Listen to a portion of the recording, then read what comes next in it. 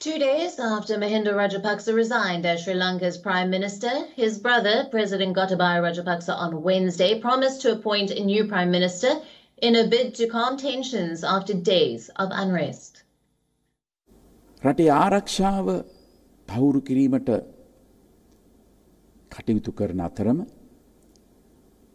රටේ දේශපාලන ස්ථාවරත්වය ඇති කිරීම සඳහා මම සියලුම පක්ෂ නායකින් සමග කටයුතු කරනවා. The president's statement followed comments from Sri Lanka's central bank governor, who said Sri Lanka's economy will collapse unless a new government is urgently appointed.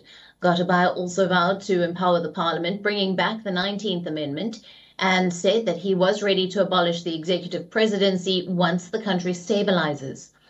Rajapaksa's pledge to reinstate the amendment would deprive him of the ability to control senior appointments to the public service, police, elections office, and judiciary.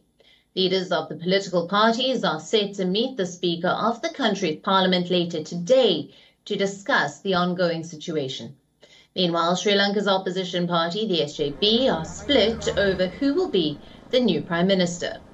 SJB leader Sajith Premadasa has refused to accept the post of Prime Minister if President Gotabaya Rajapaksa does not resign. The party's leading figure, Harun Fernando, announced that he has decided to remain independent of the party after Premadasa failed to take up the premiership. Many names are being floated as the next possible Prime Minister of the country.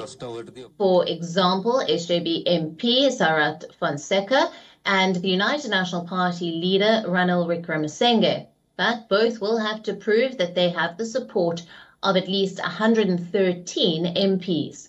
With no parties or leader having majority as of yet, there seems to be a political gridlock in Sri Lanka.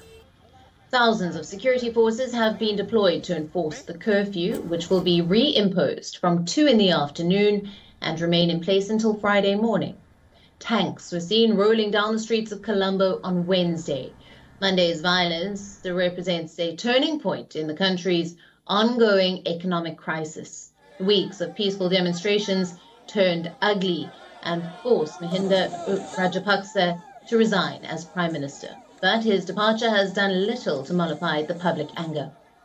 Ordinary Sri Lankans blame the government led by Gotabaya and other members of his family for the current economic crisis, which has reduced reserves to just $50 million, stalling imports and bringing massive shortages to essential items like cooking gas, fuel, and medicine.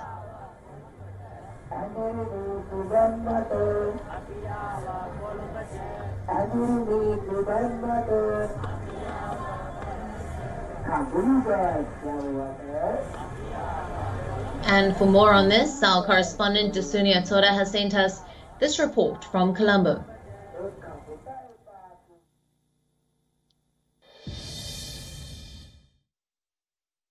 Following President Gotabaya Rajapaksa's speech last night, where he made it very clear that he is to appoint a new Prime Minister by this week, along with a fresh cabinet, Sri Lanka's elected representatives are moving back and forth to put forward a candidate that now garners the confidence of the House.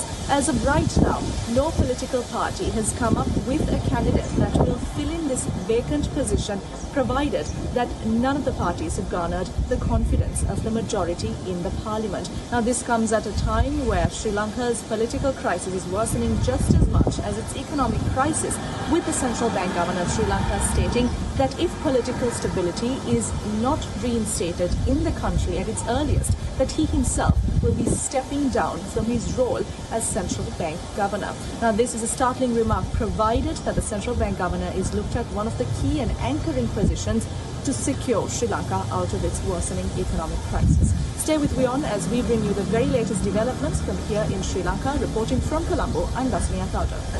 WION, now available in your country. Download the app now. Get all the news on the move.